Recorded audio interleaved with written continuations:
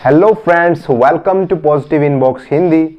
आज की कहानी शुरू करने से पहले मैं आप सभी का धन्यवाद करना चाहता हूं कि आप हमारी हर एक कहानी को इतना पसंद कर रहे हैं, उसे इतना प्यार दे रहे हैं। आप इसी तरह हमें सहयोग करते रहिए और हम आपके लिए इसी तरह की बेहतरीन कहानियां लाते रहेंगे। तो चलिए आज की मज़ेदार कहानी शुरू करते हैं।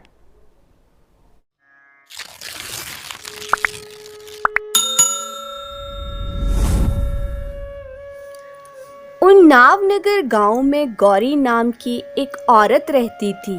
गौरी बहुत ही झगड़ालू थी और साथ ही वो बहुत बातूनी औरत भी थी, परंतु वो अपने बेटे रामदास को दिल से प्यार करती थी।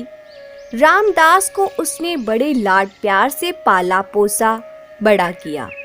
रामदास की उम्र ब्याह लायक हो चुकी थी, परंतु उसकी माँ गौरी के झगड़ालू स्वभाव के कारण कोई भी रामदास को अपनी लड़की देने को तैयार ना था। एक बार रामदास किसी काम से दूसरे गांव में गया। उस गांव में कुएं के पास उसने एक सुंदर लड़की को देखा। रामदास को वो लड़की बहुत अच्छी लगी। फिर क्या था, रामदास उस लड़की के पीछे पीछे उसके घर तक पहुंच गया। लड़की के घर में उसके माता पिता थे। रामदास ने लड़की के माता पिता को बताया कि वो उस लड़की से शादी करना चाहता है। लड़की का नाम इंदिरा था। वो भी रामदास को पसंद करती थी। इंदिरा के माता पिता ने रामदास को समझाया, बेटा हमारी लड़की बहुत ही झगड़ालू है, इसलिए उसका कहीं रिश्ता कायम नहीं हो पा रहा है। फिर भी अगर तुम्हें ये पसंद है तो शादी कर लो। रामदास ने भी अपनी माँ के झगड़ालू स्वभाव के बारे में उन्हें सब कुछ बता दिया। उन लोगों ने सोचा कि ऐसी सास मिलने पर इंदिरा सुधर जाएगी, इसलिए रामदास के साथ इंदिरा की शादी करवा दी। अपनी पत्नी को साथ लेकर घर लौटे रामदास को देखकर माँ पहले अचरज में आ गई, लेकिन यह सोचकर खुश हुई कि आखिर किसी ने उसके लड़के को अपनी लड़की ब्याह दी है। माँ ने 1 महीने तक बेटे और बहू को आराम से रखा। इसके बाद जब उसे लगा कि उसके काम करने से बहू सुख पा रही है, तो उसने धीरे धीरे उसे भी छोटे मोटे काम सौंपना शुरू कर दिया। सास जो भी काम बहू इंदिरा को सौंपती, वह वो काम बिना कुछ कहे चुपचाप कर देती थी। इस तरह 1 महीना और बीत गया। इस बीच सास का अपनी नई बहू के प्रति लगाव कम होता जा रहा था। वो इंदिरा के हर काम में कमी ढूंढने लगी। बहू ने भी हर बात का मुंह तोड़ जवाब देना शुरू कर दिया। दोनों के बीच बैर भाव बढ़ता जा रहा था। एक दिन रामदास ने खेतों से घर लौटकर देखा, खाना बना नहीं है। जब उसने कारण पूछा तो सास ने बहू की कई कमियां गिनवा दी और बहू ने सास पर कई आरोप लगाए।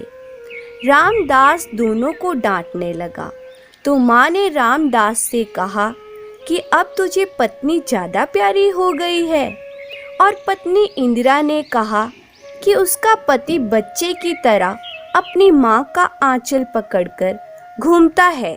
ऐसी हालत में उसने शादी ही क्यों की।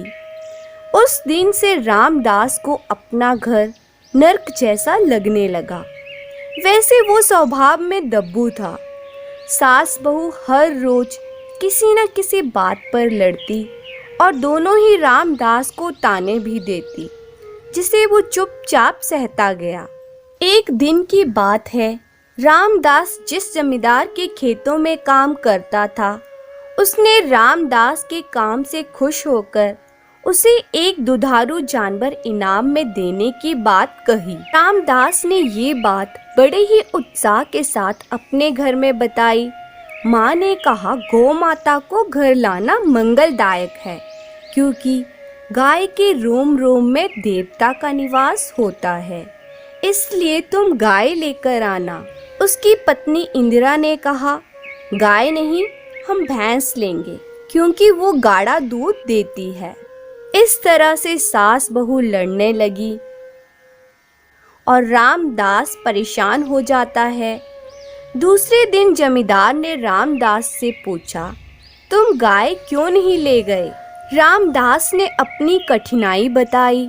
जमींदार ने कहा, मैंने अपनी सारी भैंसें हाट में भेज दी हैं और मेरे पास सिर्फ एक गाय ही रह गई है, तो तुम उसे ले जाओ।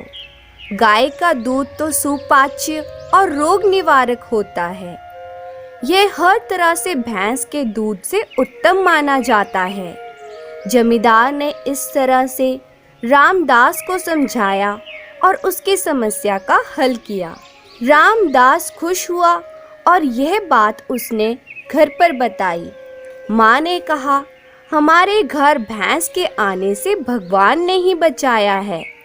इंदिरा ने तुरंत कहा, भैंस को पालने का भाग्य सबको थोड़े ही मिलता है। इस तरह से दोनों में फिर से लड़ाई शुरू हो गई। रामदास ने सोचा, इन दोनों की लड़ाई तो खत्म होने वाली नहीं है, मैं अभी जाकर गाय को हाँक कर लाता हूँ। इंदिरा ने कहा, गाय को ही लाना है तो काली गाय लाना, कम से कम भैंस के रंग को देखकर ही खुश हो जाऊंगी। सास ने कहा, सुनो बेटा, हम मंगलदायक समझकर दुधारू गाय को लेकर आ रहे हैं, पर ये काला रंग कैसे? सफेद गाय ही लाना। इस तरह फिर से सास बहू में लड़ाई छिड़ गई। इंदिरा ने सास से पूछा, तुम काले रंग की बुराई कर रही हो, क्या तुम काली नहीं हो? सास ने इंदिरा से पूछा, तुम सफेद रंग की बुराई कर रही हो, क्या तुम सफेद नहीं हो? रामदास ने सोचा कि इनका झगड़ा अभी खत्म होने वाला नहीं है। उसने खुद खाना परोस कर खा लिया और लेटकर सो गया। जमींदार ने दूसरे दिन रामदास को फिर याद दिलाया कि क्या तुम्हें गाय नहीं लेकर जानी है? रामदास ने उसे अपनी तकलीफ बताई। जमींदार ने कहा, सुनो, मेरे घर में सास बहू का झगड़ा तो नहीं है, पर मेरी 2 पत्नियां हैं। वो दोनों भी पहले इसी तरह से झगड़ा किया करती थी, पर मैंने एक तरकीब निकालकर उनमें दोस्ती कराई। रामदास ने कहा, मालिक, वो तरकीब मुझे भी बता दो। जमींदार ने कहा, 2 शत्रुओं को अगर एक करना हो तो उनसे भी एक बलवान शत्रु की जरूरत होती है। रामदास ने कहा, मालिक, मैं ऐसा बलवान शत्रु को कहाँ से ढूंढ कर लाऊं? जमींदार ने हंसते हुए कहा, वो बलवान शत्रु तुम ही हो। रामदास को सब समझ आ गया कि उसे क्या करना है। उस दिन शाम को वह जमींदार के घर से चितकबरी गाय हाँक कर ले गया। सास बहू दोनों चितकबरी गाय को देखकर रामदास पर टूट पड़ी और उसे गुस्से में बुरा भला कहने लगी। रामदास कुछ पल शांत होकर उनकी बातें सुनता रहा और फिर चिल्लाकर गुस्से में आग बबूला होते हुए अपनी माँ को कहने लगा, माँ, अब तो ज़्यादा दिन थोड़े जीने वाली है और तू अपने से छोटों को शाप क्यों देती है? कुछ अकल है तुझ में या नहीं?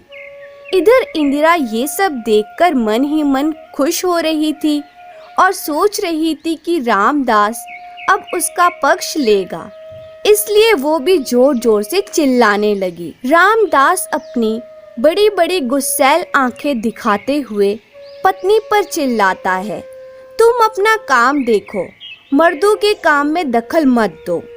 मालिक ने मुझे गाय ले जाने को कहा और मैं अपनी पसंद की गाय हाँक कर लाया हूँ। इस बारे में तुमने अपनी जीभ चलाई तो मैं तुम्हारी जीभ काट दूंगा। और इस तरह रामदास ने अपनी माँ और पत्नी दोनों को खरी खोटी सुनाई। उस दिन के बाद से रामदास बराबर अपनी माँ को डांटता रहा और पत्नी को धमकाता रहा।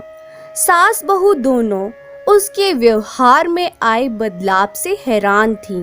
अब तो रामदास किसी का भी पक्ष ना लेकर दोनों को डांटता डपटता रहता और मारने पीटने की धमकी देता रहता। फिर क्या था, रामदास के इस गुस्सैल स्वभाव से दोनों डरने लगी। जब तक रामदास घर पर रहता तब तक वो दोनों भीगी बिल्ली बनकर रहती, और जैसे ही वो बाहर निकलता तो दोनों आपस में रामदास की शिकायतें करती और मिलकर उसे कोसती। रामदास एक ऐसा मसला बन चुका था जिस पर दोनों सास बहू एक हो जाती थी। आपस में रामदास की बुराइयां करते करते कब वो दोनों सहेलियां बन गई पता ही ना चला। धीरे धीरे दोनों सास बहुएं मानो पक्की सहेली बन गई और रामदास उनका दुश्मन। समय बीतने के साथ साथ जब रामदास को ये एहसास हो गया कि उसकी पत्नी और माँ में दुश्मनी नहीं मित्रता है, तो उसने भी उन्हें डांटना डपटना बंद कर दिया। कुछ समय बाद रामदास के घर एक संतान पैदा हुई और गौरी दादी बनकर बहुत खुश थी। अब वो सब एक खुशहाल परिवार की तरह रहने लगे।